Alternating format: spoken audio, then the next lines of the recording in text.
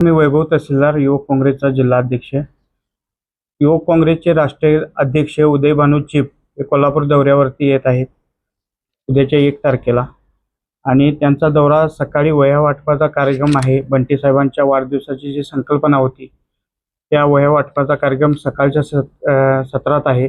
नंतर दुपारच्या वेळेत ते युवक काँग्रेसच्या पदाधिकाऱ्यांच्या गाठीभेटी घेणार आहेत. त्यानंतर सायंकाळी कॅन्डल मार्च आम्ही काढतोय नीट परीक्षेच्या घोटाळ्याच्या संदर्भात.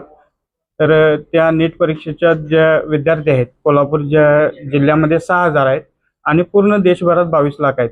यांच्यासाठी हा मोर्चा त्या ठिकाणी आम्ही आयोजित केलेला आहे. त्या मोर्चासाठी जेवढे नीट परीक्षेसाठी तयारी करणारे विद्यार्थी आहेत त्यांनी त्या मोर्चामध्ये सहभागी व्हावे अशी मी त्यांना सर्वांना तुमच्या माध्यमातून विनंती करतो.